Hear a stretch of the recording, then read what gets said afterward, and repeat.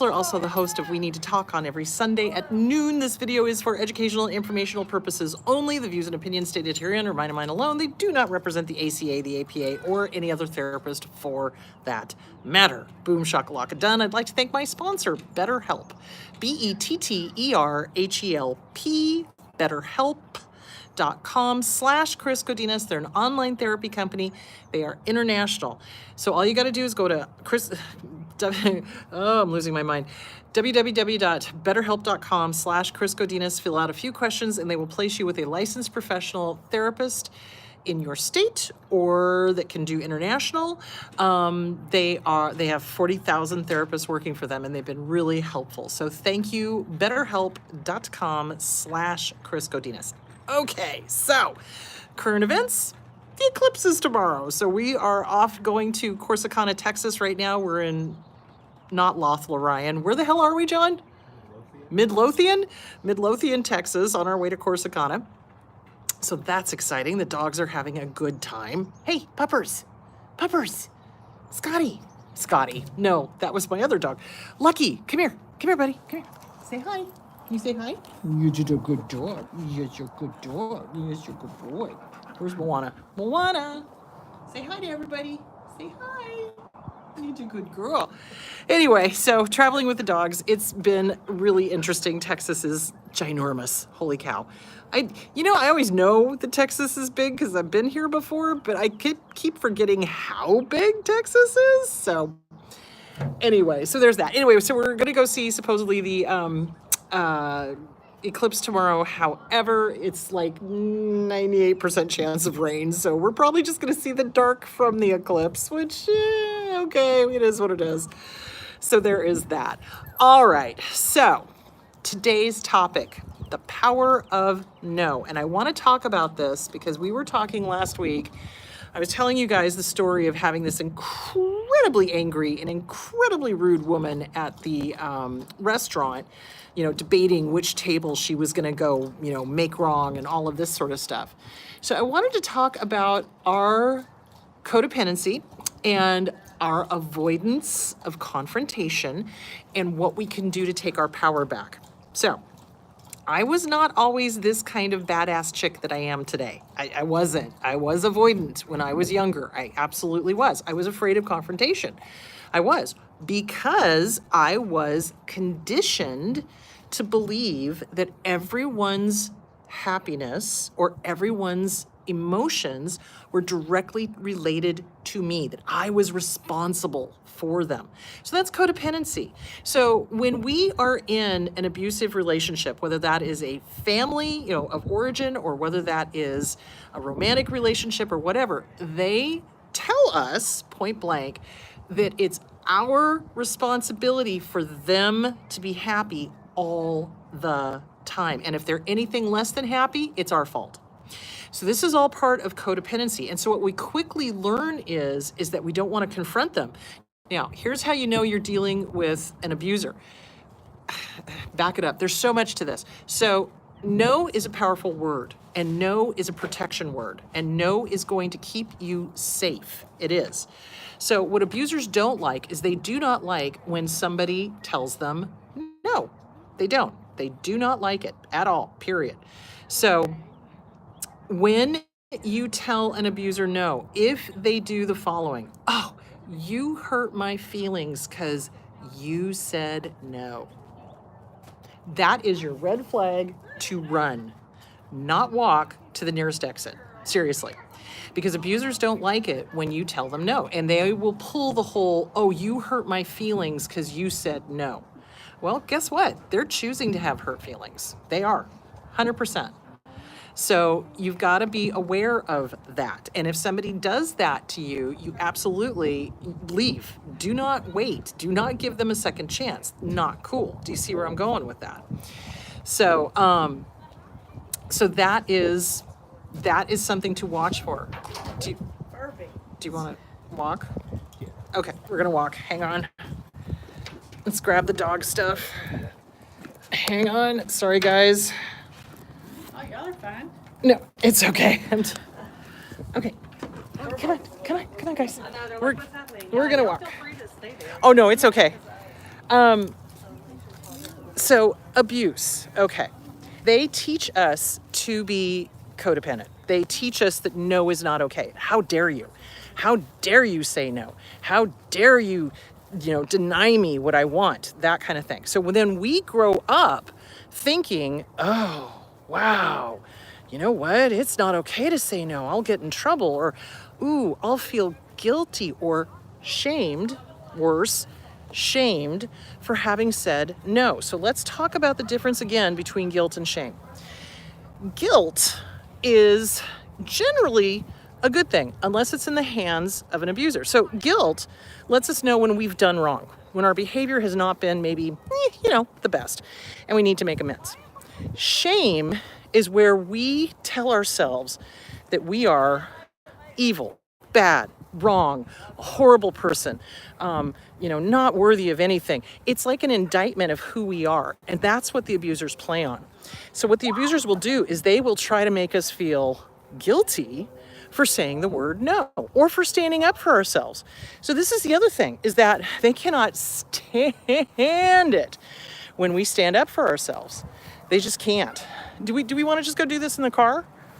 With that, okay, we're walking to the car. So I gotta tell you, once we got out of West Texas, because West Texas is really deserty, this is pretty. Holy cow! I mean, check it out.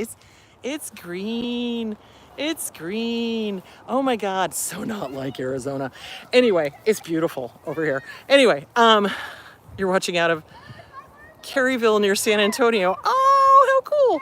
I love San Antonio. San Antonio was fun. I really enjoyed San Antonio. I'd like to go to Austin at some point because I've heard that's really cool and they apparently have really good barbecue. So anyway, so shame and guilt is used by the abusers to keep us from standing up for ourselves. So we feel very unsure of confrontation because generally confrontation has involved a lot of punishment. It's involved a lot of, shame. So they shame us for standing up for ourselves. So here's the thing. You got to get used to abusers just trying to accuse you of everything in the kitchen sink and that you're responsible for their emotions and blah, blah, blah, blah, blah, because that's what they're going to do. Even strangers you don't know. If they're abusive, that's the kind of crap they're going to pull. So you want to just kind of gear your loins for that and just be like, okay, yeah, this is what they're going to do. They're going to try to make me wrong. They're going to try to flip the script. They're going to try to be the victim. They're going to try to, continue doing the behavior. So this is why I wanted to talk about the power of no. So last week when that woman did that, I did not stand up to her directly, but I did call her a Karen, which somebody got mad at me for saying, the word Karen, but, she was behaving very poorly. Anyway, the point being is that you got to stand up or say something when total strangers behave like, jackwagons. Because if you don't, they're going to continue the behavior. So the thing you got to understand is that abusers, absolutely, I got to turn on the car because it's hot. Hang on a second. Let me turn on the air conditioning.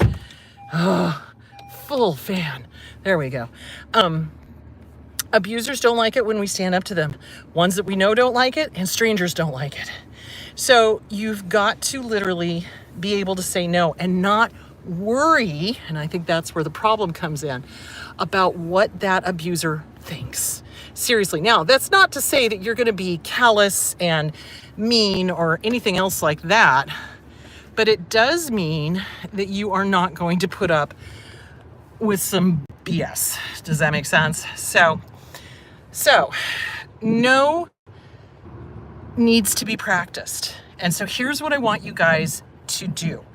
I want you to do mirror work. So this is all interconnected. So the codependency and being unable to say no comes from the fear of being punished. The fear of being punished comes from experience. Our self-esteem has been hurt and harmed, and we've been told that we're bad and wrong and shamed, essentially, for saying no, standing up for ourselves, et cetera, et cetera, et cetera. So you definitely want to start practicing the word no and being okay with it. I cannot tell you the number of clients, oh my gosh, I don't know where my brush is and my hair is just doing the Watusi, the number of clients that tell me, oh my gosh, I can't say no. Oh my gosh, I don't like the word no. Okay, you need to like the word no. You do. And it's a really good indication that the abuser doesn't like the word no that makes it that we have to do the word no. Does that make sense? So mirror work is going to be hugely important in retaking our power back when it comes to the word no. So when you're going to look in the mirror in the morning and you're going to be working the self-esteem workbook by Glenn Schiraldi, that's absolutely a must. It is not a, ooh, I'll think about it. It's not a, oh, there, I can put it on my steering wheel. There we go. It's not a, I know, I'm just like, I'm bouncing all over the place. Everybody's like, oh my God, I'm getting seasick. Anyway, it's not a maybe I'll do it. It's not a I'll think about it. It is a must, guys. You've got to work on your self-esteem because this is all interconnected. So what I was saying is that when I was younger, I didn't say no. I didn't, because I too had the fear of being yelled at, being punished, being rejected, being shunned, et cetera, et cetera, et cetera. Until I started doing the work, right? Seeing my own therapist, working all the workbooks, et cetera, et cetera, et cetera, and realized it's not my job to make somebody else feel good. It's not your job to make somebody else feel good. And I think that's a big epiphany that for a lot of us, it's like, oh, you mean I'm not responsible for everybody's emotions? So like in my book, What's Wrong with Your Dad? I wrote that I felt responsible for the starving children in China because that's what my dad would tell me. It's like, if you don't finish everything on your plate, it's your fault that they're starving. And I believed him. And it took me years to realize, no, just because I don't finish kale does not mean I'm depriving somebody else on the other side of the world. Thank you. So, but that's how they use that kind of brainwashing. That's how they use that kind of guilt, shame. Oh, you're causing a child to starve. How horrible of a person are you? What a load of crap. So, and what did get me hit in the mouth is I told him to just box it up and send it to him. But, that's just me with my smart aleck mouth.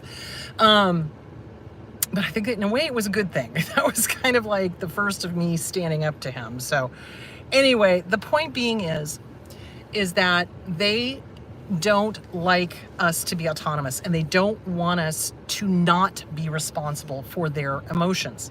So they will say things like, you made me angry. Bulltinky. Nobody makes anybody anything. We choose moment to moment. I've had plenty of things happen. Like with that woman on Sunday, I could have chosen to gotten really, really angry and let it ruin the rest of the day. Nope. Was not about to give that BIT the power. I wasn't. So it's a choice. And a lot of clients, when they're new to this, will fight me on that. They'll be like, no, it isn't a choice. It just happens. Nope. No, sirree, Bob. It does not. It is a choice. It's called mastering your mind, mindfulness. So working on self-esteem, working on mirror work. So you're going to work on a bunch of different positive affirmations to help you get used to this. Now, when you're afraid of saying no, how old are you? Yeah, how old is that inner child? What age range are you working with at that moment? Does that make sense? So it is an inner child thing. It is, how old are you? What happened when you were that age, when you said no? Okay? You're going to have to comfort that inner child, love that inner child, give that inner child a bunch of validations and kudos, and here's how you're going to do it. When you're doing the mirror work in the morning, okay, it's, hi, good to see you. Have a great day. You know what? You have the right to say no and be believed. Look at that. Wow. You have the right to have boundaries. You have the right to be heard. You have the right to not have jackwagons in your space and then walk out. Seriously. Because the big thing is that we said no as kids, and what happened? Goose egg. Nothing. They didn't respect the word no. They did not believe us when we said no. So something that I use with people that really don't get it is that I will put my hand out and I will say, stop, and I mean it. You can also say no, and I mean it. And sometimes you have to do that even with adults because they're just not making the connection between, this person saying no and not mowing over that boundary. And they don't necessarily have to be an abuser at that point, because I find a lot of people are just kind of vacant. They're not present. They're not paying attention. They're not, whatever. But generally, the ones who consistently abuse boundaries and consistently don't hear the word no tend to have disorders. So something I want you to work on is, hi, good to see you. Have a great day. I have the right to say no. I have the right to boundaries. I have the right to be heard. I have the right to be believed. Stop and I mean it is my mantra. Seriously, and it's okay. So you give yourself those positive kudos and the things that you want to start working on, and then you start practicing it. So how do you start practicing it? Small stuff. So like a lot of times I think what we do, especially when we're coming out of an abusive relationship and we haven't really worked on ourselves or whatever, is that we just kind of go, it's okay. Okay, I'll put up with this. Oh, you gave me the wrong, whatever for my coffee. Oh, it's okay. I'll just take it. You can politely say no. It's okay. You don't have to get angry or mad at it, but I do want you to start saying no to things that you don't want. Like where was I the other day? Somebody was making fun of me because I can't handle hot, spicy things. I can, a little bit of spice, but not too much. And no, it wasn't John. He's looking over at me like, wasn't me. Somebody was making fun of me for it, and they were like, oh, come on, just try it. And I know what happens when I have hot, spicy stuff. It is not pretty. And I was just like, no, thank you. I appreciate it. And finally I had to be like, no, and I mean it. Thank you. And then they stopped. So, it's you got to just practice. It takes practice, and you do it with small stuff. And then once you start doing it with small stuff, because really that's small stuff, except for the fact that I know what happens when I eat hot, spicy food. It's not pretty. Then you can apply it to bigger stuff. And no keeps us safe. And I don't think that a lot of people fully grasp that. No keeps us safe. It does. It didn't keep us safe when we were kids, when it wasn't believed, but we're an adult now.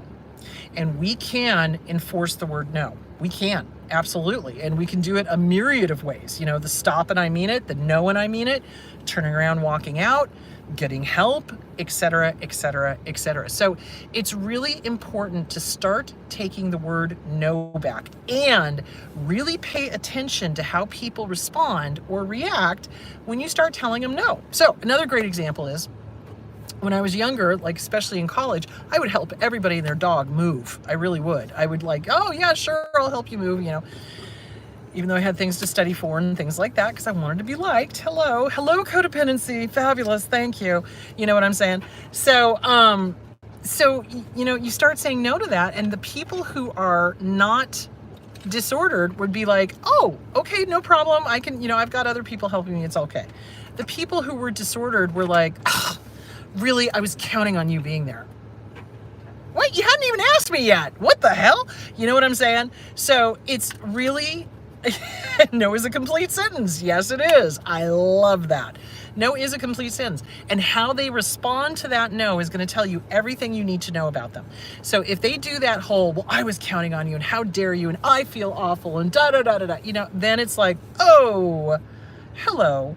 I am dealing with somebody who is completely and totally disordered. Thank you very much. So, you want to not have anything to do with that person because they're not respecting a boundary. No is a boundary. No is a boundary word. No keeps us safe. No is what we say when it's going to harm us. What are they doing? Are they just panting? Oh, what are we doing back there?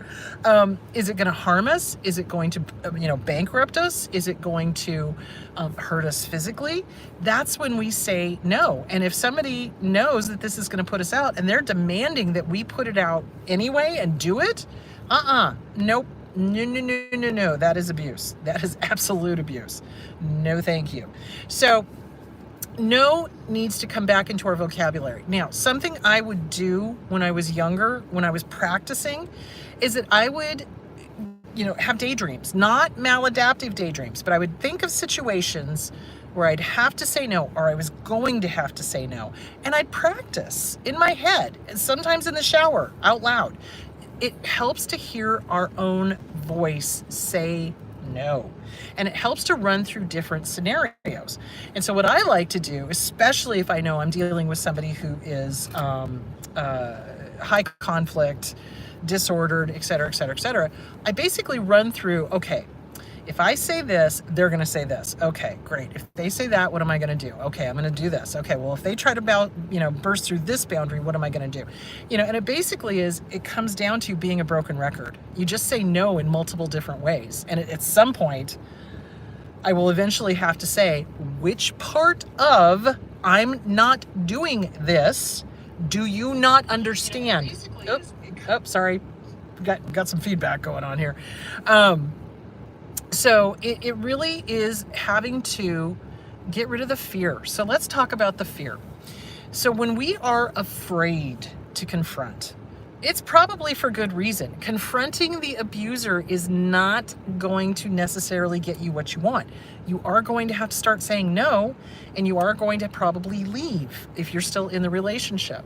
So, but there's other situations where you are going to have to say no. Like, say, for example, that woman at the restaurant. If she had continued, if she had come over to our table, it would not have been pretty. I would have made a scene. I absolutely would have. I absolutely would have made a scene. And somebody gave me a great suggestion. I can't remember who it was, but they said, what you should have said to her is, this is a restaurant, not a library. And I was like, oh, you're so much nicer than what I was going to say. So, but that's, having comebacks for this stuff is really important. And don't get angry at yourself if your response to something is pretty emphatic, because we tend to, what's the word I'm looking for? It's like we swing from one end of the spectrum to the other until we kind of find center. And so for me, with somebody like that woman, that really lit a fire under me, because it was kind of like, how dare you?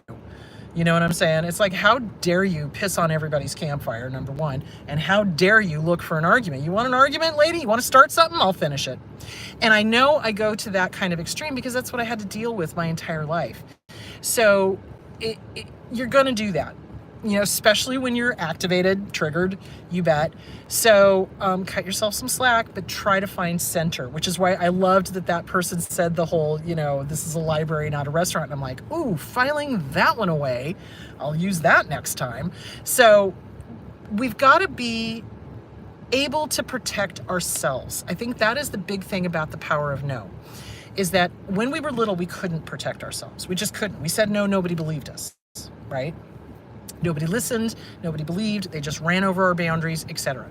Boundaries are hugely important to our recovery, 110%. Because once those boundaries are up, when somebody tries to mow over them, it is so obvious. It's like when we're with the abuser, whether it's the family of origin or whether it is a romantic relationship or a friend or a boss or whatever, we're so used to those boundaries being mowed over that to us, that's normal. And that's not cool. That should never be cool. Mowing over boundaries should be a ginormous red flag, seriously. So when we get out of that relationship and we get away from it and we're able to really draw our own boundaries, what will we put up with? What will we not put up with? One of the main things I don't put up with is if I say no and somebody keeps trying to pressure me into it, oh, hell no. That's when the gloves come off and I'm like, okay, game on. I have said no, respect it. Respect the word no. If you don't respect me, respect the word, because you will respect me by the time I'm done. You know what I'm saying? Seriously, it really angers me. And why? Because fear, because we weren't heard, we weren't listened to, we weren't believed. So the difference is, as adults, we get to be heard. Hi, mirror work. I get to be heard. I get to be believed. I get to have my word be my bond, period. If I say no, I mean no. Do you see where I'm going with that? Practice it. Self-esteem workbook, Lynn Schiraldi. Inner Child workbook by Catherine Taylor or by Lucia Cappuccioni. I think it's Regaining Your Inner Child. So the fear, getting rid of the fear. It's the fear of not being liked. It's the fear of them making us responsible for their emotions. You have got to learn to not accept that or not take that on. Every single abuser out there is going to try to hold you accountable for their emotions. Emotions, and I put that in bunny ears. So, oh, you made me sad. You made me angry. You made me cry. You made me, it's a choice. They're choosing, and they're usually choosing it to manipulate, to control, to be vindictive, to whatever the issue is. So write down your list of boundaries. What are your boundaries? What will you not put up with? What will you absolutely need to say no to? And that means for strangers, that means for business, that means for coworkers, that means for bosses, that means for, I've had several clients recently tell me that they had bosses that were, really violating boundaries. And I quite frankly think they were violating some federal laws. So you got to start saying no. You got to start looking out for yourself. Corporations will never look out for you. Narcissists will never look out for you. Oh, did I make the correlation between corporations and narcissists? Oops, I guess I did. So yeah, they're never going to look out for you. They're never going to put your best interests first. So if they are having you work redonkulous hours and making you work, you're salaried and they're having you work overtime, no, that means your per hour goes down. So absolutely start looking for another job, turn them into the EEOC, et cetera, et cetera, et cetera. So getting over the fear of confrontation, little victories. That's why I'm saying start small. Start with things that you can say no to, and take those little victories and then move on to something that's a little more challenging. And when the fear pops up, how old is that child? How old are you? What's going on? What are you thinking? What are you feeling? How old are you? Comfort that child, love that child, give that child encouragement. You can do this, you can do this, you can do this. When I was taking Kung Fu classes, my Sifu was awesome. It's like I would be grappling and the whole time I'm muttering under my breath, I can do this, I can do this, I can do this, I can do this. I didn't really believe I could do this, but I said it enough times that I was like, I can do this. And I dropped a 300-pound guy, which I thought was pretty cool. So, it's you got to let your inner child know it's okay. They have permission. It's all right. It's okay to say no. It's okay to stand up for yourself.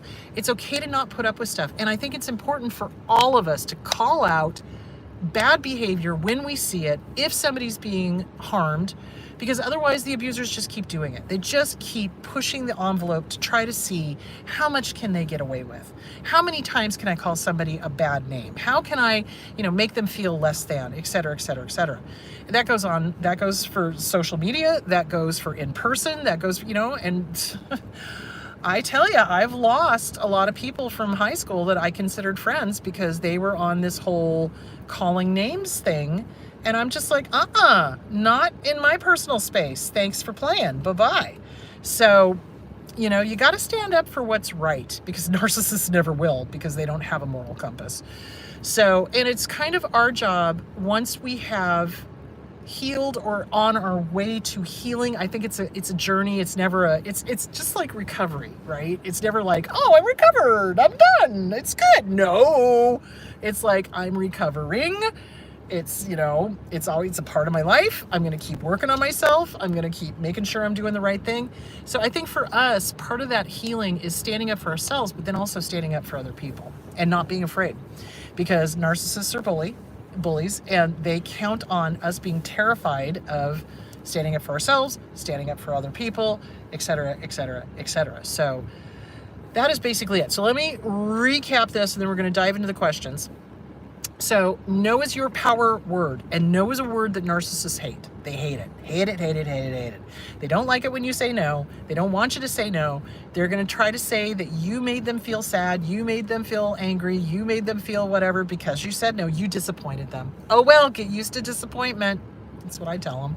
So you got to be prepared for their little manipulative games that they're going to try to pull. So no keeps us safe, and we use no when saying yes would hurt us in any way, shape, or form. If we say yes and it's going to bankrupt us, say no. If we say yes and it's going to hurt us physically, say no. If we say yes and it's going to hurt us emotionally, say no. It's like the gold standard is you say no when it's going to hurt you. basically. And you could say no if it's going to be an inconvenience. That is a form of, this is going to inconvenience me. And they'll try to make you feel guilty for putting yourself first. You get to put yourself first. Work on the codependency. A great book for that is Facing Codependency by Pia Mellody.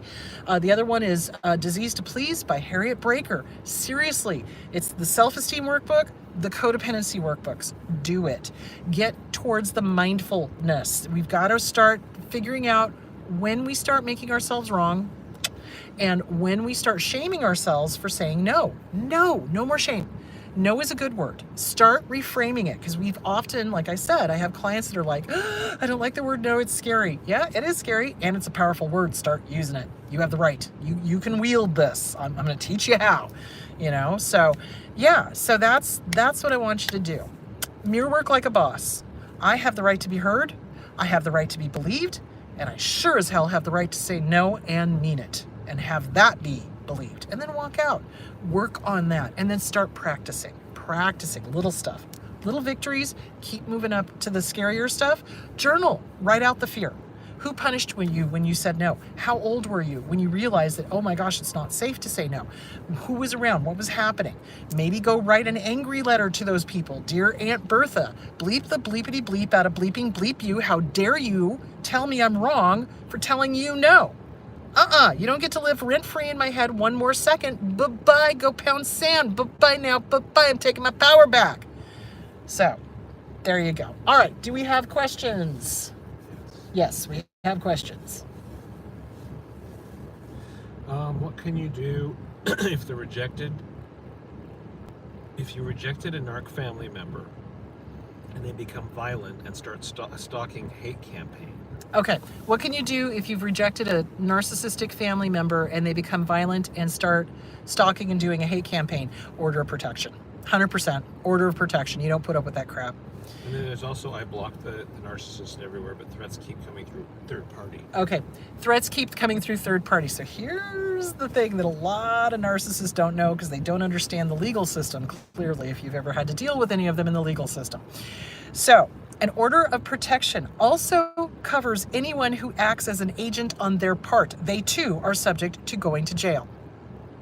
And you let that be known.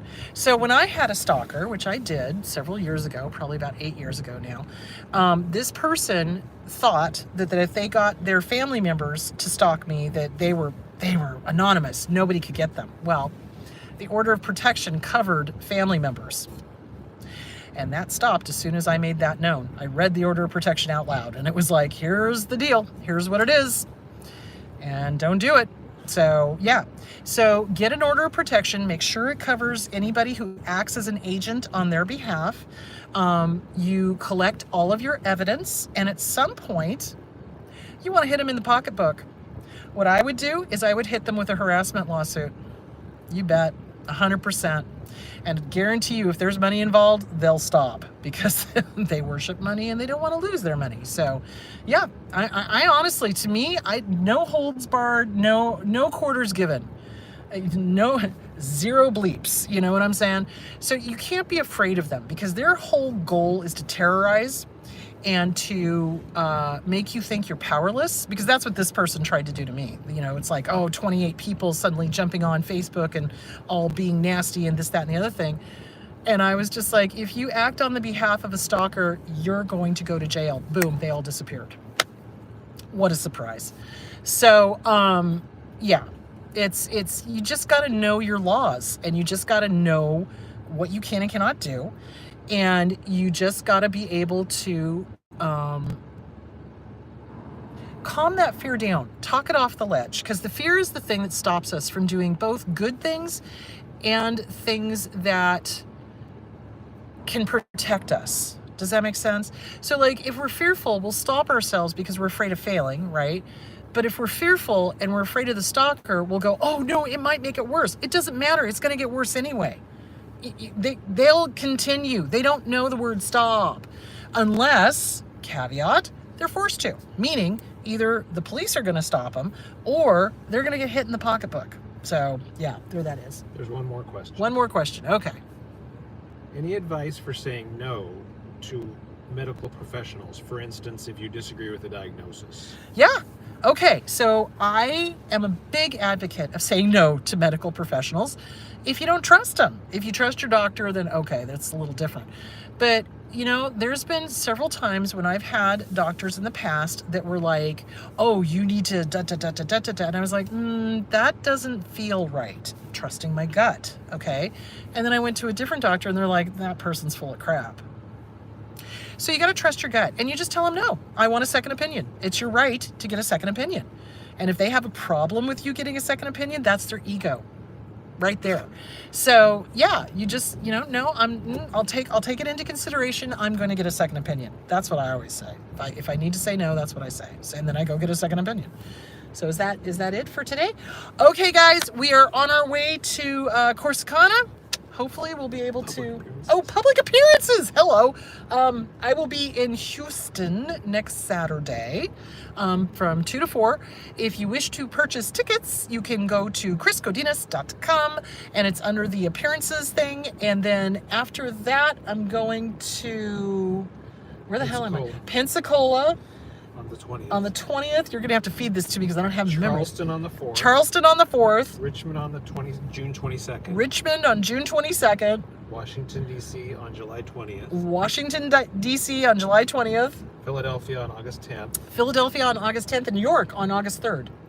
York on August 3rd. York, August And 3rd. And Nashville. Yeah, we're going to Nashville. 17th? On the 17th of August, yes.